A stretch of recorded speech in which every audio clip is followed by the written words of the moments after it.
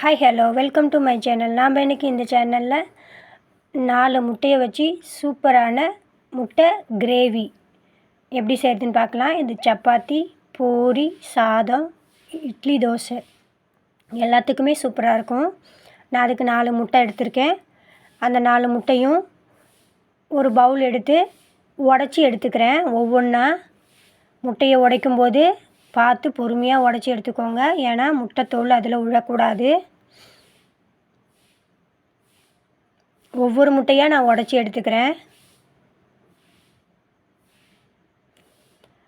நம்ம இந்த கிரேவி ஈஸியாக டக்குன்னு ஒரு 15 மினிட்ஸ்லேயே செஞ்சிடலாம். டிஃப்ரெண்ட்டாகவும் இருக்கும். குழந்தைங்களும் இதை விரும்பி சாப்பிடுவாங்க. 4 முட்டையும் உடச்சி எடுத்துக்கிட்டேன். அவங்க கூடவே நான் 1/2 ஸ்பூன் மிளகுத்தூள் சேர்த்துக்கிறேன். மிளகுத்தூள் சேர்த்துட்டு ஒரு கைப்பிடி அளவு சின்ன சின்னதாக கட் பண்ணி வச்சுருந்த வெங்காயம் சேர்த்துக்கிறேன். நல்லா சாப் பண்ணி இந்த வெங்காயத்தை நான் வச்சுருந்தேன், அதை சேர்த்துக்கிறேன். வெங்காயம் கூடவே முட்டைக்கு மட்டும் தேவையான அளவு உப்பு சேர்த்துக்கிறேன். சேர்த்துட்டு இவங்கள நல்லா மிக்ஸ் பண்ணிக்கிறேன்.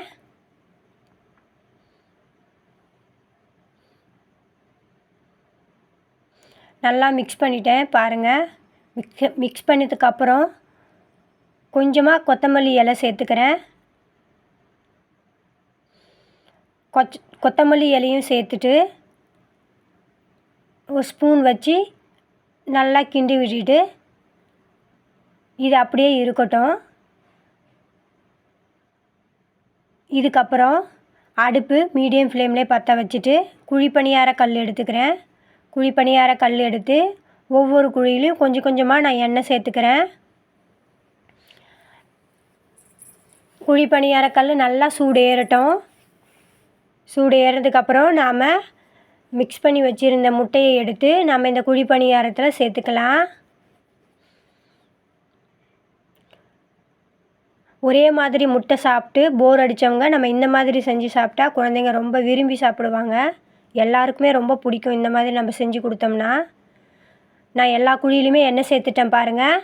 இப்போ நல்லா சூடு ஏறிடுச்சு. இப்போ நான் மிக்ஸ் பண்ணி வச்சுருந்த முட்டையை எடுத்து ஒவ்வொரு குழியிலுமா கரண்டி வச்சு சேர்த்துக்க போகிறேன். அடுப்பு வந்து மீடியம் ஃப்ளேமில் தான் இருக்கணும். ஹை ஃப்ளேமில் இருந்தால் கருகிடும், அடியில் கருகிடும், மேலே வேகாது. அதனால் நான் அடுப்பு மீடியம் ஃப்ளேம்லேயே வச்சு நான் மிக்ஸ் பண்ணி வச்சுருந்த முட்டையை எடுத்து சேர்த்துக்கிறேன். பொறுமையாக சேர்த்துக்கோங்க. ஒவ்வொரு குழியிலையும் பொறுமையாக சேர்த்து அப்படியே நல்லா வேகட்டும். இந்த முட்டை வெந்து வரும்போது நல்லா புஷ்ஷுன்னு உப்பி நல்லா பால் மாதிரி இருக்கும். நாம் இதை வச்சு முட்டை கிரேவி செஞ்சால் நல்லா சூப்பராக இருக்கும். டேஸ்ட்டும் நல்லாவே இருந்துச்சு. டக்குன்னு தோசைக்கோ இல்லை இட்லிக்கோ நாம் இந்த மாதிரி ஒரு கிரேவி செஞ்சுக்கலாம். டிஃப்ரெண்ட்டாகவும் இருக்கும், நமக்கு செய்கிறதுக்கு ஈஸியாகவும் இருக்கும், சாப்பிட்றதுக்கு டேஸ்ட்டாகவும் இருக்கும். நீங்களும் வீட்டில் இந்த மாதிரி ட்ரை பண்ணி பாருங்கள்.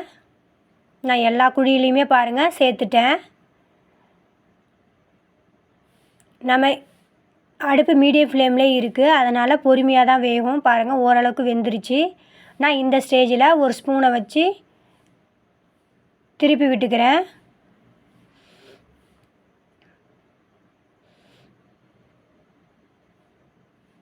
ஒவ்வொன்றா திருப்பி விட்டுக்கோங்க. திருப்பி விட்டு அந்த பக்கமும் நல்லா வேகட்டும். வெந்ததுக்கப்புறம் நம்ம வேறு பிளேட்டுக்கு மாற்றிக்கலாம்.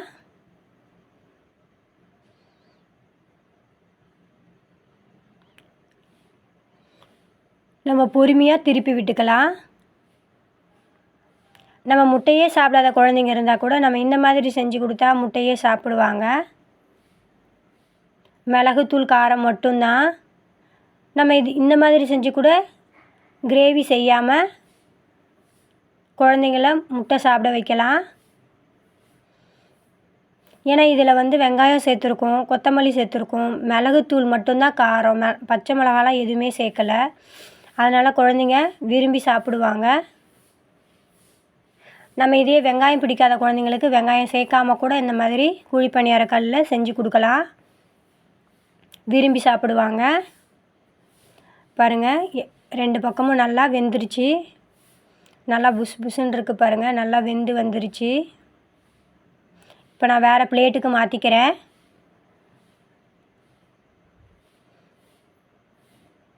இதை வேறு பிளேட்டுக்கு மாற்றிட்டு அடுத்து நான் முட்டை கிரேவிக்கு தேவையான மசாலாலாம் ரெடி பண்ணிக்கலாம். கடாய் வச்சு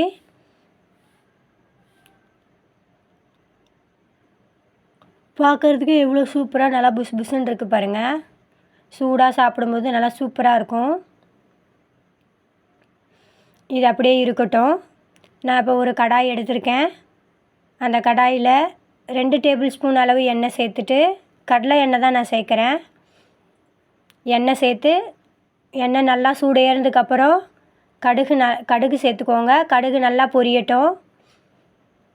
பொரிஞ்சதுக்கப்புறம் நல்லா பெரிய சைஸ் வெங்காயம் 2 வெங்காயம் சின்ன சின்னதாக கட் பண்ணி வச்சுருந்தேன். நான் வெங்காயத்தை சேர்த்து நல்லா வதக்கிக்கிறேன். வெங்காயம் நல்லா வதங்கட்டும். வெங்காயம் நல்லா ஓரளவுக்கு வதங்கினா போதும். அது கூடவே நான் தக்காளியும் சேர்த்துக்கிறேன். பாருங்கள், வெங்காயம் சேர்த்து 2 கிண்டி விட்டாச்சு. இந்த ஸ்டேஜில் நம்ம தக்காளி சேர்த்துக்கலாம்.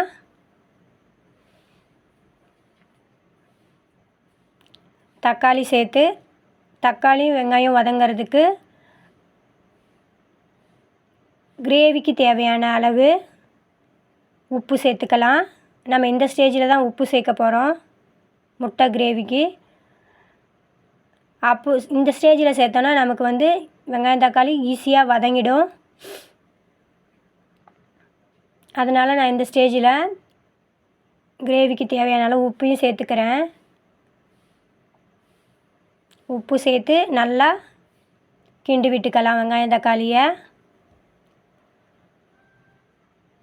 பாருங்கள், வெங்காயம் தக்காளி ஓரளவுக்கு நல்லா வதங்கிருச்சு. இன்னும் நல்லா வதங்கட்டும். பாருங்கள், நல்லாவே வதங்கிருச்சு. இப்போ நான் கிரேவிக்கு தேவையான அளவு தண்ணி சேர்த்துக்க போகிறேன். தண்ணி சேர்த்துட்டு நம்ம மசாலாலாம் சேர்த்துக்கலாம். நம்ம ஆல்ரெடி உப்பு சேர்த்தாச்சு. அதனால் இப்போ மசாலா மட்டும் நம்ம ஆட் பண்ணால் போதும்.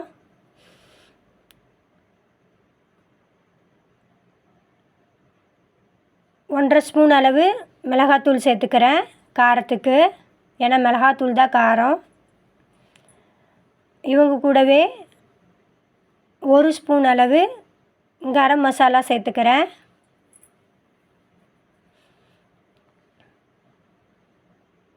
கரம் மசாலா 1 ஸ்பூன் சேர்த்தாச்சு. மசாலா சேர்த்து நல்லா கிண்டி விட்டுக்கோங்க. கிண்டி விட்டுட்டு இப்போது நம்ம அடுப்பு ஹை ஃப்ளேமில் வச்சு நல்லா கொதிக்க விடுங்க. நல்லா கொதிக்கட்டும். ஒரு 5 மினிட்ஸ் நல்லா கொதிக்கட்டும். ஏன்னா அந்த மசாலாவோட பச்சை ஸ்மெல்லாம் போகணும். அதனால் நல்லா கொதிக்கணும். 5 to 10 மினிட்ஸ் நல்லா கொதிக்க விடுங்க. கொதிக்க விட்டுட்டு அடுப்பு மீடியம் ஃப்ளேமில் வச்சுக்கோங்க. பாருங்கள், நல்லா கொதிச்சிட்ருக்கு.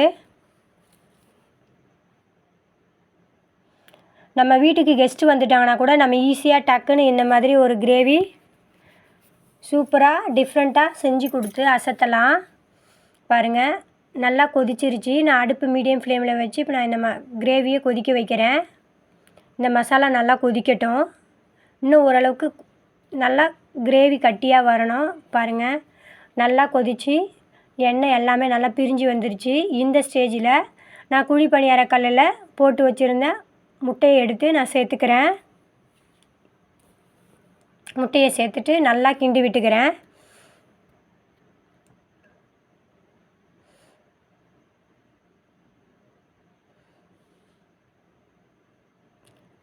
பாருங்கள் முட்டை சேர்த்த உடனே இன்னும் நல்லா திக்காகிடுச்சு கிரேவி.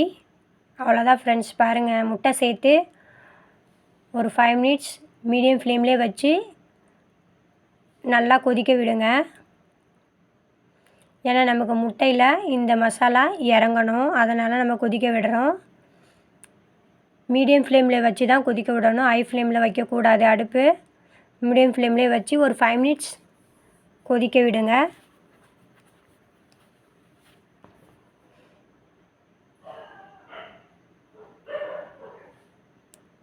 பாருங்கள் ஒரு 5 மினிட்ஸ் நல்லாவே கொதிச்சிருச்சு. இப்போ நம்ம கிண்டி விட்டுட்டு கொத்தமல்லி இலை கொஞ்சம் சேர்த்துக்கலாம்.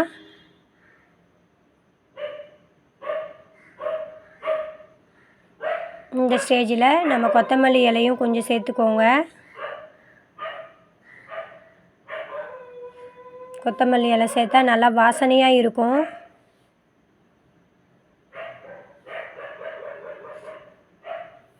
அவ்வளோதான் ஃப்ரெண்ட்ஸ். சூப்பரான நல்ல டேஸ்டான